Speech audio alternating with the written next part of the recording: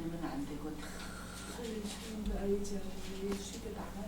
예. 돈 있으나 없으나. 자, 심령이 가난하다는 것은 일단 우리가 하나님 앞에서 가져야 되는 마음의 태도를 일컫는 겁니다. 사람 앞에서는 심령이 가난하거나 부하거나 아무 상관이 없어. 있는 그대로 대하면 돼요. 그러나 만유의 주가 되시고 천지 만물을 창조하신 거룩하신 하나님 앞에 나아갈 때는 우리 마음이 어떻게 돼야 된다고요? 네, 바로 심령이 가난해져야 된다는 겁니다. 좀 더 쉽게 표현하면 마음을 비우라는 겁니다. 마음을 비우는 것이 심령의 가난이고요. 다르게 표현하자면 하나님 앞에 철저하게 낮아지는 마음의 태도를 이야기하는 겁니다. 여러분, 마음을 비우면요, 사람은 낮아지게 돼 있어요. 또 낮아진 사람은요, 그 마음이 비어 있을 때가 너무나 많습니다. 따라서 그런 사람은 뭐 할 수 있냐면 하나님을 우러러 볼 수 있다는 겁니다. 마음이 빈 자와 마음을 가득 채운 자의 비유를 예수님이 짤막한 에피소드로 설명하신 구절이 있습니다. 누가복음 18장 9절 이하에 나와요. 거기 보면 어느 날 바리새인과 세리가 어떻게 되는지 모르겠지만 함께 성전에 기도하러 왔습니다. 바리새인은 남들보다는 하나님의 말씀을 잘 지킨다는 은근한 자부심을 갖고 있는 사람들입니다. 또 사람들이 보기에 흠잡힐 만한 아무런 이 흠이 없을 정도로 율법을 철저하게 지키는 사람들이 바리새인들이었습니다. 그러니까 스스로는 거룩한 생활을 한다고 얘기를 해요. 그리고 어떤 가지고 있는 기득권 때문에 뭣도 많아요? 오늘 뭔 얘기예요? 돈 얘기했잖아요. 돈도 많이 가지고 있는 사람입니다. 반면에 세리는 어때요? 세리는 당시 사람들에게 손가락질을 당하는 매국노요, 어떻게 보면 몰입애 같은 인간으로 취급을 받습니다. 그러니까 사람들에게 전혀 인간 대우를 받지 못하는 쓰레기와 같은 처지에 있는 자들이 세리였어요. 자, 두 사람이 같이 성전에 들어갔어요. 바리새인은 어디로 가요? 맨 앞으로 자신만만하게 걸어갑니다. 그리고 하늘을 향하여 두 손을 번쩍 들고 고개를 딱 쳐들고 누구 보라고요? 하나님 보고 나 봐달라는 거죠. 뭘 봐달라는 거예요? 하나님, 나는 이 세상에 다른 사람들과 구별되어 있습니다. 나는 토색하는 사람, 간음하는 사람, 악한 일을 행하는 사람과 저는 전혀 다릅니다. 이렇게 다른 사람들하고 구별된 것을 저는 감사합니다 하고 기도를 해요. 그러면 저는 일주일에 2번씩 금식합니다. 시간을 정해놓고 기도합니다. 이런 것들을 쭉 늘어놓습니다. 예수님이 이런 사람 일컬어서 뭐라고 그래요? 마음이 가난의 반대가 뭐예요? 부유한 자죠. 마음이 부한 자라고 합니다. 심령이 부한 자, 심령에 무엇을 가득 담고 하나님 앞에 나오는 자. 그래서 하나님 앞에 자꾸 무언가를 내놓고 싶어. 나 이런 것도 했고 이런 것도 했고 저 이렇게 살았고요. 이런 사람이에요. 내놓고 싶은 사람입니다. C.S. 루이스라고 기독교 유명한 변증학자가 있습니다. 이 사람이 쓴 소설 아주 유명한 게 있어요. 나니아 연대기라고 영화로도 나왔던 게 있습니다. 근데 이분이 뭐라고 썼냐면, 우리가 신앙생활하면서 우리 자신이 다른 사람과 비교해서 좀 더 선하다, 좀 더 낫다, 좀 더 거룩하다는 생각을 할 때마다 우리는 하나님의 지배를 받는 것이 아니라 악마의 지배를 받고 행동하는 사람이다. 이것을 꼭 기억하라. 왜냐하면 그런 마음의 태도는 영적인 교만이라고 하나님이 선언하셨고, 그런 교만한 자를 하나님이 대적하시기 때문이다. 그리고 이런 교만은 하나님을 철저하게 대적하는 인간의 악한 마음의 상태를 드러내는 것이다. 그러니까 하나님을 철저하게 대적하는 상태가 뭐예요? 교만이라는 겁니다. 마음에 무엇인가를 가득 담고 하나님 앞에 나오는 자세를 교만이라고 이야기하는 거예요. 바로 바리새인과 같은 사람이라는 겁니다. 자, 반면에 세리는 어떻습니까? 세리는 앞에도 못 가요. 남들이 손가락질하고 욕하니까. 어디 있어요? 맨 뒤에. 맨 뒷자리에 서서 바리새인처럼 하늘을 우러러도 못 봐요. 고개를 푹 숙이고 뭐 하겠어요? 가슴을 치면서 뭐라고 기도하겠어요? 아이고 잘못했어요. 죄인입니다. 주여 불쌍히 여기소서. 나는 죄인입니다. 하나님 앞에 나왔는데 내놓을 게 아무것도 없어요. 자랑할 것도 아무것도 없어요. 자기가 갖고 있는 모든 것이 아무런 소용이 없다는 것을 하나님 앞에 세리는 깨닫고 있다는 겁니다. 그러므로 그는 철저하게 자기를 낮췄고 자기를 비하했고 자기를 포기했습니다. 하나님 이런 사람을 어떻게 여겨요? 긍휼히 여겨주시는 겁니다. 왜냐하면 뭐 했기 때문에요? 이걸 다 비우고 하나님 앞에 나왔잖아요. 그래서 이 사람에게 뭐라고 말씀하나요? 심령이 가난하면 복이 있나니. 바로 세리와 같은 사람을 두고 하는 말씀이라는 겁니다. 교회를 다니지만 안타깝게도 많은 사람들이 심령에 가난하지 못한 것들을 볼 때가 있습니다. 마음을 비우고 하나님 앞에 나오지를 못하는 거예요. 잘 생각해 보십시오. 왜 믿음이 자라지 않을까요? 왜 하나님의 말씀이 내 마음 깊은 곳을 만지는 은혜가 없을까요? 왜 우리 심령에 기쁨이 없고 감격이 없고 감사가 없을까요? 인생을 2번 살면 잘 살 자신이 저도 있습니다. 근데 한 번밖에 못 살잖아요. 한 번밖에 없는 이 인생을 하나님을 위해서, 예수님을 위해서, 예수님이 주신 은혜에 감사하기 위해서 드리고 싶은 마음이 왜 안 생길까요? 이유는 간단합니다. 뭐에서요? 마음이 가득해서 그렇습니다. 아쉬운 것이 없어요.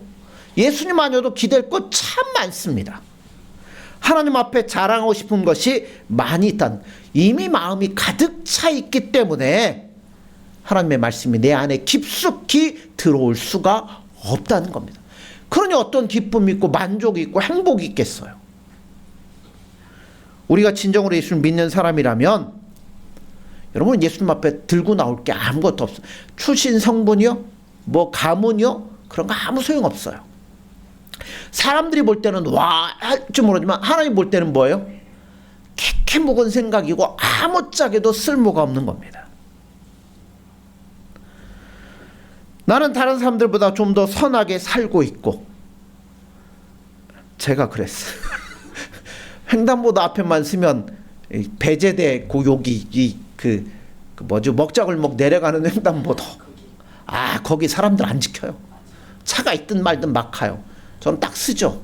서서 뭐 하겠어요? 왜 가냐 그러면 속으로 이제 막 욕하고 있는 거예요. 이게 얼마나 어리석은 모습이에요. 나는 다른 사람들보다 좀 더 선하게 살고 있고 양심적으로 살고 있다. 내가 지금 무슨 특별한 죄를 범한 적도 없다.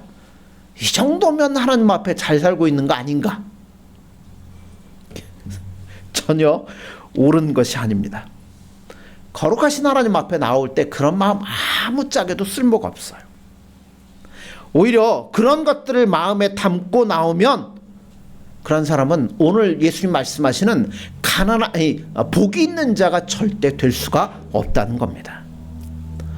내가 가지고 있는 돈이나 뭐 땅이나 재산 때문에 마음은 든든할지 몰라요.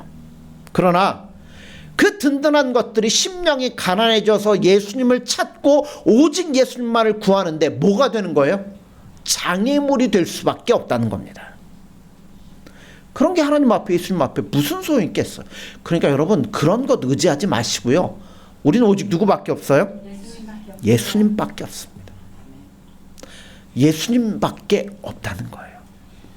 자, 그런 자에게 예수님 뭐라고 그래요? 복이 있나니 그 다음에 나온 게 천국이 저희 것이다. 천국이 저희 것이다라는 건 뭘까요? 이 말씀에는 2가지 의미가 담겨 있습니다. 첫째는 우리 심령이 가난해져서 나는 죄인입니다. 난 예수님이 아니면 안 됩니다. 그런 자에게 하나님이 뭐를 주셔요? 구원이라는 은혜를 주신다는 겁니다. 죄사함 받고 하나님의 자녀가 되어 하늘나라에서 영원히 하나님과 더불어 살 수 있는 영생을 값없이 받는 사람이 되었다. 그게 천국이 우리의 것이라는 겁니다. 그렇다면 또 다른 의미가 하나 있을 거예요. 두 번째 의미는 이렇습니다. 자, 우린 예수님밖에 없습니다. 자, 그러면 그렇게 고백하면 우리 심령에 누가 찾아오시는 거예요? 예수님이 임재하시는 겁니다. 임재하셔서 뭐 하시겠어요? 우리를 다스리시고 인도해 줄 거라는 거죠. 누가복음 17장 21절에 보면 하나님 나라 즉 천국은 어디 있다고요? 너희 안에 있느니라 라고 말씀합니다. 이 말씀이 의미하는 것은 하나님의 나라가 다른 데 있는 것이 아니라 누구 안에 있다고? 내 속에 있다는 겁니다. 누구 때문에? 예수님이 내 안에 계심으로 그곳이 바로 천국이 되는 겁니다. 예수님 안에 계시면 천국이 이루어지는 거예요. 자, 그럼 그 안에서 예수님이 우리 마음을 때로 위로해 주시고 때론 꾸짖기도 하시고 때론 온전한 길로 인도해 주실 거 아닙니까? 그러면 그렇게 되면 우리 마음이 어떻겠어요? 기쁘고 행복으로 얼마나 충만해지는지 모른다는 겁니다. 로마서 14장 17절은 이렇게 말씀합니다. 하나님의 나라는 먹는 것과 마시는 것이 아니라 오직 성령 안에서 의와 평강과 희락이라 말씀합니다.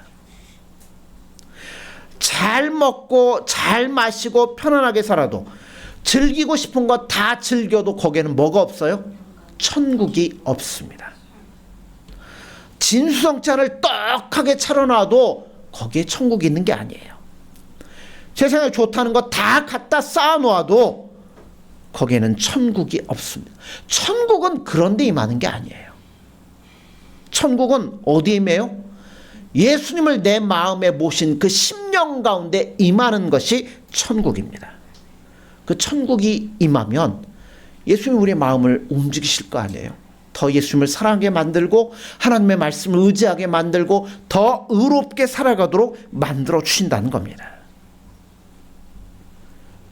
그러면서 예수님과 더 깊은 교제가 이루어지면 내 안에는 뭐가 생기냐면 세상이 줄 수 없는 기쁨들이 생기기 시작한다는 겁니다. 그전에는 남편 보면 든든해서 남편을 기댈 때 든든했는데 남편이 줄 수 없는 기쁨이 예수님 안에 있어요. 쌓아놓은 돈에 기댈 때도 느끼지 못했던 평강이 우리 마음 가운데 찾아오는 겁니다. 사람들 앞에 자랑하고 싶을 정도로 훌륭했던 자녀들을 기댈 때도 느끼지 못했던 평강. 건강해가지고 나는 막 이 정도면 그럴 때도 느끼지 못했던 평강이 예수님이 내 안에 계실 때 내 마음 가운데 임하기 시작한다는 겁니다. 아멘. 이게 천국이고 희락이에요. 사람들이 보기에 기뻐할 일이 없지만 내 속에 계신 예수님만 생각하면 뭐예요? 막 기쁘고 그냥 갑자기 웃음이 나오고 막 얼마나 좋은지 몰라요. 예수님이 다스리시는 마음입니다. 그러니까 우리 심령이 가난해져서 자랑할 게 없고 난 이제 예수님밖에 없습니다 할 때 예수님이 찾아오시면 우리 마음에 기쁨이 생기는 거예요. 행복이 생긴다는 겁니다. 이게 심령이 가난한 자에게 주는 복이에요. 자, 두 번째, 심령 빼고 누가복음으로 가면 뭐 한 자가요? 가난한 자가 복이 있나니 하나님 나라가 너희 것이며 라고 말씀합니다. 자, 여기 나오는 이 본문이 영적으로 가난한 것을 말하는 것이 아니라 실제로 돈이 없어 가난한 자들을 이야기하는 겁니다. 자, 가난한 자가 복이 있나니 이 말씀을 들으면 마치 뭐가 복이라고 생각돼요? 가난이 복이라고 말씀하는 것 같습니다. 가난한 자가 뭐를 소유한다고요? 천국을 소유한다고 말씀합니다. 거꾸로 뒤집으면 그럼 누구는 뭐를 소유 못해요? 부자는 복이 아니고 저주요 천국과 거리가 멀다고 하는 말씀을 이면에 깔고 있는 겁니다. 그래서 그런지 이 누가복음의 이 구절을 학자들이 이상하게 해석하려고 하는 경우가 많아요. 이거를 영적인 가난이라 이렇게 해석을 하려고 하는 경향들이 많이 있어요. 아마 가난하게 안 살아봐서 그런가 이렇게 해석하려고 하는 것 같은데요. 물론 성경은 해석하기에 따라서 이렇게도 해석할 수 있고 저렇게도 해석할 수 있지만 누가복음에서 예수님 말씀하실 때 가난한 자가 실제로 돈이 없어 가난한 자를 보고 하시는 말씀이라고 누가가 기록했다고 생각이 됩니다.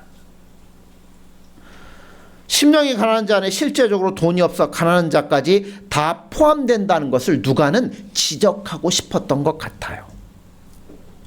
자, 성경에 보면 예수님은 가난한 자들에게 복음을 전하러 오셨다고 합니다.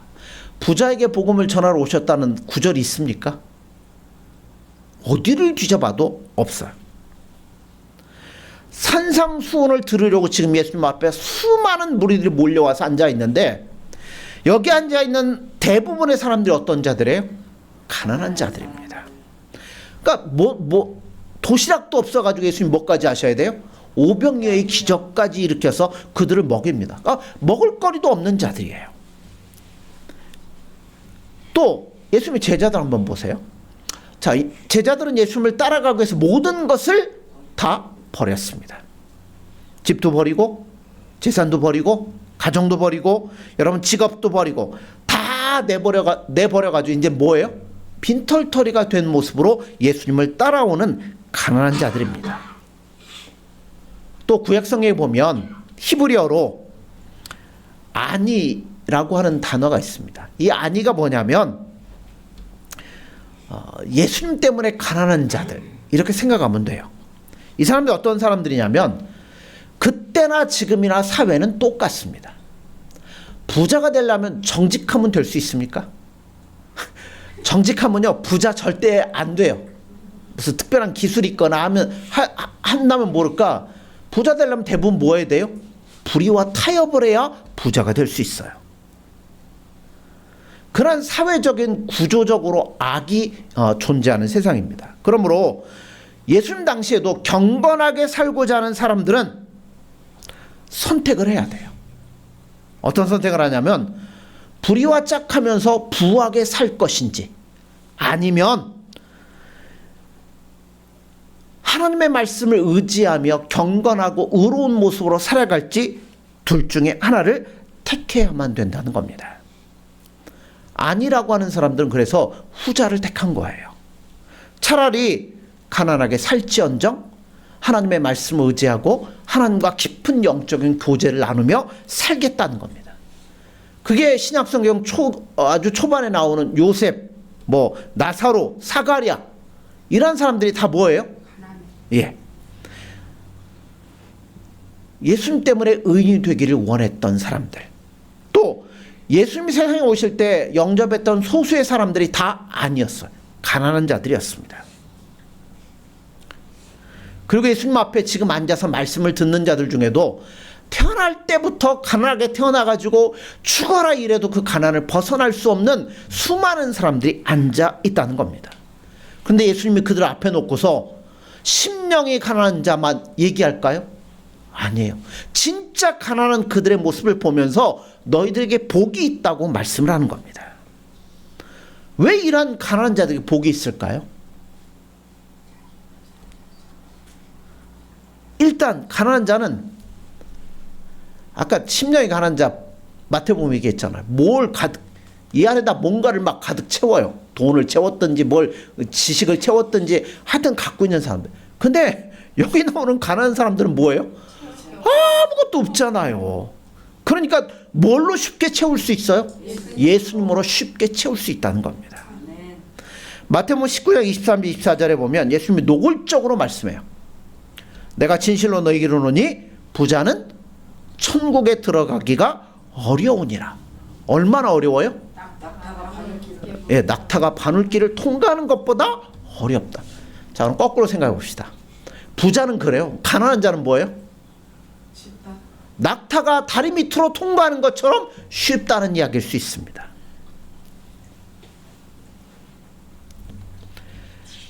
가난한 자가 구원받기가 훨씬 쉽다는 겁니다. 이거는 선교 현장에 가보면 다 나와요. 어느 현장이든 시대를 불문하고 복음이 들어갈 때 누가 제일 먼저 받아들여요? 가난한 자들, 소외된 자들. 이런 자들이 마음에 예수님을 채우고 예수님을 믿고 구원받는 역사가 일어납니다. 동시에 가난한 자는 부자보다 마음을 쉽게 비울 수가 있습니다. 가난한 사람은 한마디로 하면 심령의 가난을 쉽게 가질 수 있다는 거예요. 왜요?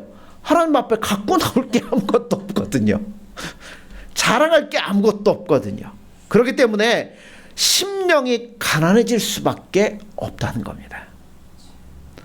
이런 가난 때문에 실제로 어렵게 사는 사람들은 그래 예수님을 믿어도 뭐 할 수밖에 없어요? 기댈 만한 게 없어요. 오직 누구밖에, 예수님밖에 없으니까 예수님에게 올인을 할 수밖에 없다는 겁니다. 이들에게는 예수 믿는 믿음의 생활이 사치품도 아니고요, 교양도 아닙니다. 생존에 관계되는 문제잖아요. 예수님이 없으면 살 수가 없는 거예요. 그러니 뭐 할 수밖에 없어요? 끝까지 예수님을 붙잡고 찾을 수밖에 없다는 겁니다. 생각해 보세요.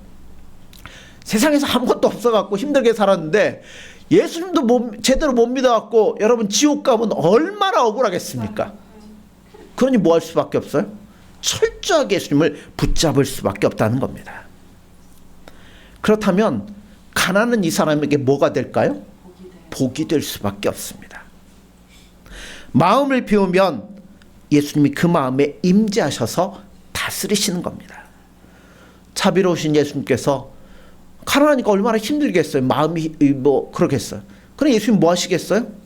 위로해 주시고 안아주시고 싸매 주시고. 그래서 세상 사람들이 모르는 행복이 가슴 속에서 살아나기 시작한다는 겁니다.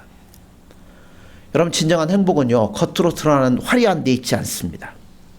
진정한 행복은요, 내 안에 있어요. 예수 믿는 사람은 그래서 이걸 알아야 됩니다. 예수님이 이 행복을 우리에게 주시겠다고 약속을 하셨습니다. 뭐만 하면요? 우리 마음을 비우기만 하면 천국을 받아들이게 되는 겁니다. 내 마음을 비우고 예수님을 향하여 갈급한 마음으로 나서면 예수님 우리 마음에 찾아와 주셔서 우리 마음 가운데 위로함을 더해 주시고 평강함을 주시고 기쁨을 더해 주신다는 겁니다. 그러므로 여러분, 세상에 속지 마십시오. 천하의 영광을 다 보여주면서 여기에 행복이 있다고 하는 여러분 사탄의 말에 속지 마십시오. 물론 돈 자체가 악은 아니에요. 돈을 많이 갖고 있다고 무조건 나쁜 건 아니에요. 그러나 이렇게 생각해 보세요. 그게 많아갖고 내 마음이 거기로 향하고 이걸 기대하고 의지하는 순간 내 마음은 뭐하기 시작해요? 그렇죠. 예수님으로 채워지지를 못한다는 겁니다. 그러니까 오히려 그게 뭐가 될 수 있어요? 우리의 장애물이 될 수 있다면 여러분 얼마나 불행한 인생이 되겠습니까? 돈은요, 적당히 있으면 되는 것 같아요. 그죠? 뭐 한 50만 원짜리 밥을 먹든 10,000원짜리 순댓국밥을 먹든 배부른 거는 똑같더라니까요. 화장실 가면 똑같아요. 그러니까 적당히 있으면 될 것 같습니다. 속지 마세요. 부자가 행복한 건 아닙니다. 차라리 가난한 자가 행복하다는 것을 여러분 믿으시기 바랍니다. 그러므로 행복하고 아무런 관계도 없는, 오히려 하나님 앞에 나아가는데 장애물이 되는 그런 것들을 우리 마음을 빼앗기지 마십시오. 물질적으로 부하든 가난하든 큰 문제는 안 되겠죠. 물론 가끔가다 물질이 많아도 마음이 가난한 사람이 있을 수 왜 없겠습니까? 그러나 만에 하나라도 여러분이 돈 때문에 이런 것들 때문에 우리 마음을 빼앗기게 된다면 그것만큼 어리석은 것도 없는 것 같습니다. 그러므로 사랑하는 성도 여러분들, 마음을 비우십시오. 다른 것 의지하지 마시고요, 철저하게 예수님 앞에 마음을 비우고 예수님을 의지할 때 여러분 천국이 우리의 것이 된다고 합니다. 예수님 우리의 마음속에 우리의 마음을 움직이시면 남들이 알지 못하는 기쁨이 우리 안에 있고 행복이 있다는 겁니다. 최소한 이거는 맛보고 우리 살아야 될 거 아닙니까? 그러므로 사는 성도 여러분들, 마음을 비우시고 심령이 가난해지셔서 늘 예수님으로 가득 채울 수 있는 저와 여러분들이 되어지기를 간절히 소원합니다. 기도하겠습니다. 예수님 사랑합니다. 예수님을 사랑한다 고백을 하면서도 어느 순간 우리를 채울 세상의 것들을 바라보며 그런 것들을 채우고 기뻐할 때가 얼마나 많았는지 모릅니다. 그런 모습을 바라보시면서 예수님은 얼마나 마음 안타까우셨을까요? 예수님, 이 시간 우리가 우리의 마음을 다 내려놓기를 원합니다. 우리가 의지하는 것도, 우리 건강도, 우리의 모든 것도 우리를 하나님 앞에, 예수님 앞에 온전히 세울 수 없음을 깨달을 수 있도록 도와주셔서 철저하게 자신을 낮추고 예수님만을 구할 수 있는 우리 심령이 될 수 있도록 인도하여 주옵소서. 그래서 우리가 천국을 소유하며 예수님 안에 있는 기쁨을 마음껏 누리며 예수님과 즐거이 동행할 수 있는 복되고 아름다운 심령이 될 수 있도록 함께하여 주옵소서. 예수님의 이름으로 기도드립니다. 아멘.